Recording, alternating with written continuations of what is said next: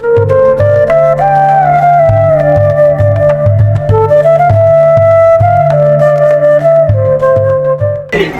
ஆலயத்தில் ஒரு நன்னாள் ஒரு பொன்னாள். இது ஏற்கனவே சொன்னதுதான். கருட பஞ்சமி அப்படின்னா என்ன அர்த்தம்? இன்னைக்கு கருடனுக்கு பர்த்டே. இன்னைக்கு கருடனுக்கு பர்த்டே. கருடன் யாரு? பெருமாளை சுமப்பவர். அவருக்கு பேர் பெரிய திருவடியின் பேர். பெருமாளை சுமக்கிறதால ஆமா. ஸ்ரீரங்கத்துல மட்டும் கருடாழ்வார் வித்தியாசமா இருப்பாரு. போனீங்கன்னா பாருங்க எப்படி இருப்பாருன்னா பறக்கிறதுக்கு தயாரா இருப்பார். எப்படி ஒரு கால் எடுத்து வச்சு ரெக்கை விரிச்சு பறக்கிறதுக்கு தயார் நிலையில் இருப்பார். என்ன காரணம்? இந்த கலியுகம் முடிஞ்சு அந்த கல்கி அவதாரம் சொல்றோம்ல, அதை எடுக்கிறதுக்கு பெருமாள் எப்ப வேணாலும் தயாராவாரு. அதனால நான் அவரை சுமந்துட்டு போகணும் அப்படிங்கிறதுக்காக அவர் தயாரா இருக்கார்.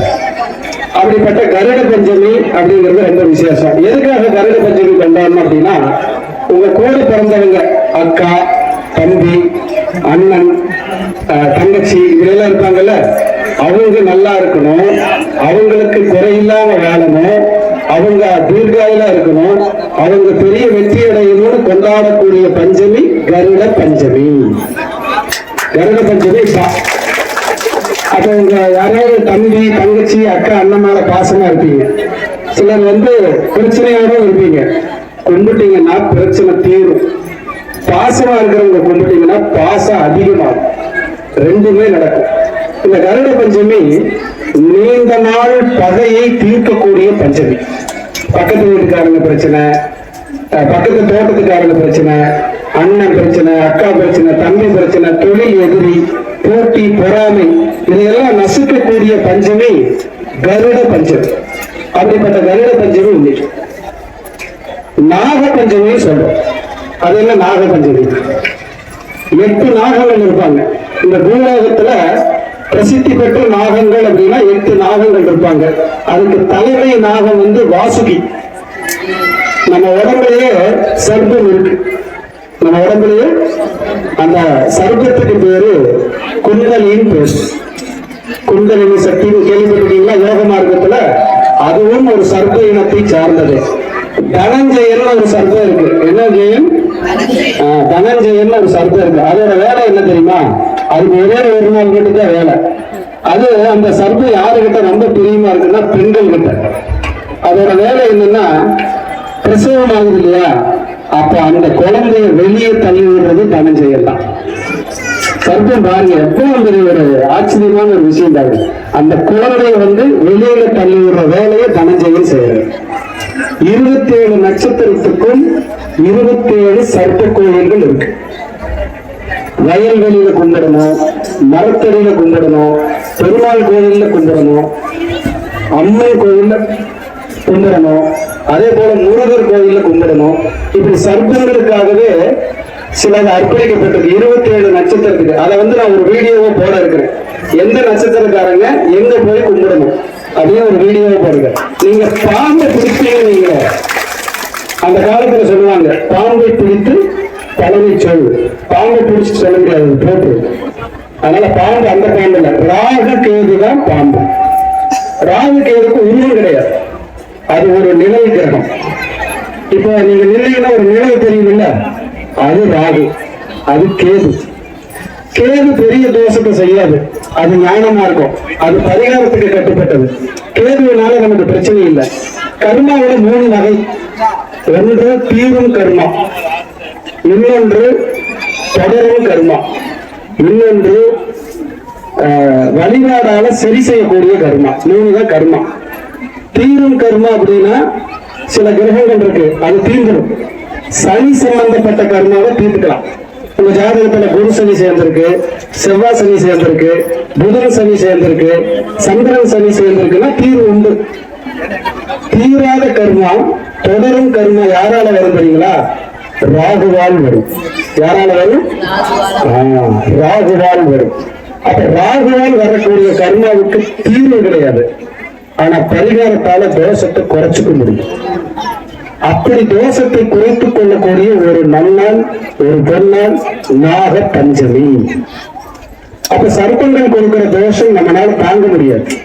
ஒண்ணும் இல்ல, ஒரு கல்யாணத்துக்காக பொண்ணு பார்க்க போறோம், குறுக்க பாம்பு போயிடுச்சுன்னா நம்ம போய் பார்ப்போமா? பார்க்கணும். சகுனம் சரியில்லைப்பா, அது நம்மளை பார்த்து பயந்துட்டு போகும்.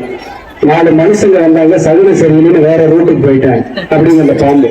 ஆனா பாம்பை பார்த்து நம்ம பயப்பட்டுட்டு சகுனம் சரியில்லைன்னு நம்ம வந்துடுவோம். அப்போ பாம்பை பார்க்கறது சரியில்லை சகுனம், பாம்பு வீட்டுக்குள்ள வந்தா சரியில்லை சகுனம், பாம்பு கனவுல வந்தா அன்னைக்கு நாள் நல்லா இல்ல, இப்படி எல்லாம் நம்ம கேள்விப்பட்டிருப்போம். இப்போ அந்த பாம்பு சம்பந்தமான விஷயங்களை நீங்க தீர்த்துக்கணும், ஒரு நல்ல நாள் கிடைக்குமா அப்படின்னா பஞ்சமி திதி தான். உங்க வீட்டுல யாராவது பஞ்சமியில பிறந்திருந்தா உங்க வம்சத்துல சர்வதோஷம் வெளியேறிட்டு இருக்குன்னு அர்த்தம். உங்க குடும்பத்துல யாராவது பஞ்சமியில பிறந்திருந்தா சர்வதோஷம் உங்களை விட்டு வெளியேறிட்டு இருக்குன்னு அர்த்தம். சர்வதோஷம் வர்றதுனால என்ன சார் பிரச்சனை ஆகுதுன்னா, முதல்ல புத்திர தோஷம், புத்திர சோகம். என்ன சார் 2 புத்திர தோஷம், புத்திர சோகம், என்ன 2 சொல்றீங்க? புத்திர தோஷம்னா குழந்தையே இல்லை, குழந்தை லேட், ஒரு குழந்தை அபாசன் ஆயிடுச்சு, குறை பிரசவமா பிறந்துருச்சு, குறையோட பிறந்துருச்சு, இதெல்லாம் புத்திர தோஷம். சார் புத்திர சோகம்னா என்ன சார்? 15 வருஷம் 20 வருஷம் நம்ம கூட ஒரு குழந்தை இருந்து அந்த குழந்தை இல்லாம போறதுக்கு பேரு புத்திர சோகம். இந்த புத்திர தோஷம், புத்திர சோகம், இவ்வளவு விஷயங்கள் இருக்கு. இந்த புத்திர தோஷம், புத்திர சோகம் உங்க பரம்பரையில இருந்திருந்தா இனி உங்க தலைமுறைக்கு அது வராம இருக்கணும்னா இந்த நாக பஞ்சமி ஒரு சிறப்பான நாள். அஷ்ட நாகங்களுக்கும் அஷ்ட வாராகி இருக்காங்க, 8 வாராகி. சரிங்களா? வாராகி ஒரு அற்புதமான கடவுள். நீங்க எல்லாம் கேள்விப்படாத ஒரு வாராகிக்கு ஒரு பூஜை இருக்கு, அது பேர் சுமுகி வாராகி. என்னது? இது நீங்க கேள்விப்பட்டதே மாட்டீங்க. சுமுகி வாராகி அப்படின்னு அந்த அம்மாவோட வேலை என்ன தெரியுங்களா? உங்களுக்கு பணத்தை மட்டுமே கொடுக்கிற வேலையை செய்யும். என்ன வேலை? பணத்தை மட்டுமே கொடுக்கிற கடவுள் அவங்கதான். அவங்களுக்குன்னு ஒரு நாள் இருக்கு அப்படின்னா ஆவணி மாசம் வரக்கூடிய பஞ்சமி. எனக்கு அடுத்த வருடத்துல ஒரு பஞ்சமி, தேய்பிரை பஞ்சமி வருது. அன்னைக்கு இந்த சுமுகி வாராகிக்கான பஞ்சமி திதி. அன்னைக்கு உங்க வீட்டுல இல்ல இந்த மாதிரி ஆலயத்துக்கு நீங்க ஆழமா பிரார்த்தனை பண்ணி சிகப்பு திரியில மட்டும்தான் தீபம் போடணும். என்ன தெரியும்? அன்னைக்குதான் மெயின். முடிஞ்சா ஆண்கள் சிகப்பு வேஷ்டி, முடிஞ்சா பெண்கள் சிகப்பு சேலை கட்டி அந்த சிகப்பு திரியில வேண்டுதல் வச்சு தீபம் போட்டு எனக்கு பொருளாதார கஷ்டமெல்லாம் நீங்கணும் அப்படின்னா அந்த சுமுகி வாராகி சொர்ண வாராகியா உங்க வீட்டுக்குள்ள 5வது நாள்ல இருந்து கஷ்டத்தை தீர்க்க ஆரம்பிக்கிறாங்கன்னு ஐதீகம். அப்படிப்பட்ட வாராகிக்கு அடுத்தது பாத்தீங்கன்னா உண்மத்த வாராகி. என்னது? உண்மத்த வாராகி அப்படின்னா புதனுக்குரிய வாராகி. உங்க வீட்டுல கல்வி நல்லா படிக்கணும், குழந்தைகள் நல்லா வாழணும், வளரணும், ஜெயிக்கணும் அப்படின்னா புதன்கிழமை வாராகி கொண்டது உண்மத்த வாராகி. லகு வாராகின்னு ஒண்ணு இருக்கும். என்ன வாராகி? இருக்கிறதுலயே குட்டி வாராகி. உங்க வீட்டுல சிலை யாராவது வச்சிருந்தீங்கன்னா அதுக்கு பேரு தான் லகு வாராகி. அஸ்வாரோட வாராகின்னு இருக்காங்க, குதிரை மேல இருக்கிறவங்க.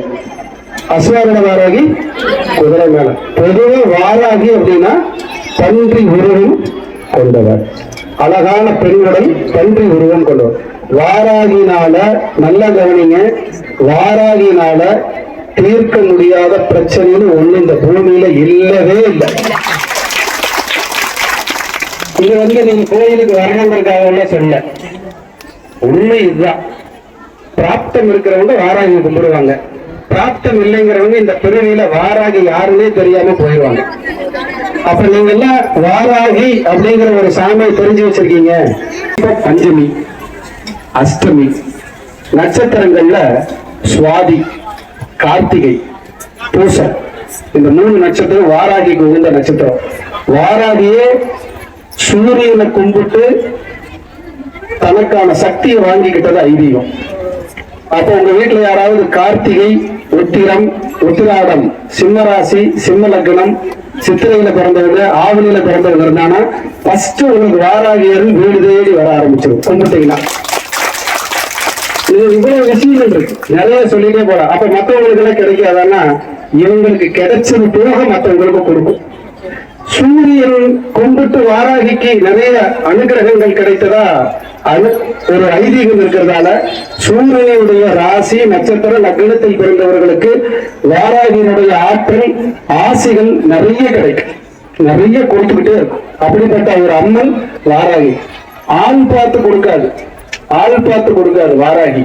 நீங்க வாராகி கும்பிட்டு எனக்கு ஒண்ணுமே நடக்கலன்னு சொன்னா அது தப்பு, அது பொய். எங்க தப்பு நடந்திருக்கு அப்படின்னா உங்க அர்ப்பணிப்புல மிஸ்டேக் பண்ணிருப்பீங்க. எங்க உங்க அர்ப்பணிப்புல தான் மிஸ்டேக் பண்ணிருப்பீங்க.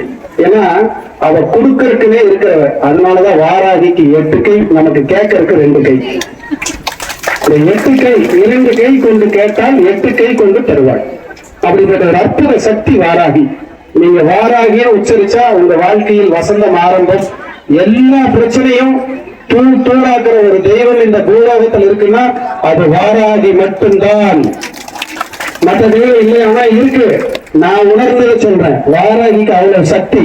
பணம், படிப்பு, பட்டம், பதவி, எதிரிய நாசம் பண்றது, பில்லி சூன்யம் யாவல்களை தவிடுபடி ஆக்குறது, கல்வியில முன்னேற்றத்தை கொடுக்கிறது, தொழில் வெற்றியை கொடுக்கிறது, வீடு கட்டுறதுக்கு இடம், நிலம், வீடு, நோய் தீர்க்கிறது, எல்லாமே வாராகிகள் இருக்கு.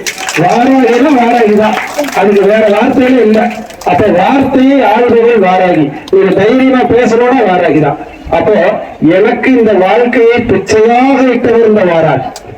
இந்த வாராகி இவ்வளவு நேரம் வந்து நான் பேசுறேன்னா வாராகி முழு முதற் காரணம். அப்படிப்பட்ட வாராகியை நாங்களோடு சேர்ந்து வழிபடுவதில் பெருமைப்படுகிறேன். இது உங்களுக்கான ஆலயம். நீங்க எப்ப வேணாலும் வரலாம், உரிமையா வரலாம், உரிமையா கும்பிடலாம். உங்க தாய், இது உங்க தாய் வீடு. நீங்க எப்ப வேணாலும் வந்து வழிபடலாம். உங்களுக்காக அம்மா எப்பவுமே அனுகிரகத்தோடு உட்கார்ந்துருப்பாங்க. பயிர் போர்ந்து பஞ்சமி மட்டும் இல்லாம மற்ற எந்த நாளா இருந்தாலும் நீங்க வந்து வழிபட்டு போங்க. உங்க உறவுகளுக்கு, நண்பர்களுக்கு வழிகாட்டுங்க. அவங்களும் பயனடையட்டும், அவங்களும் கஷ்டமில்லாத ஒரு வாழ்க்கை வாழட்டும்.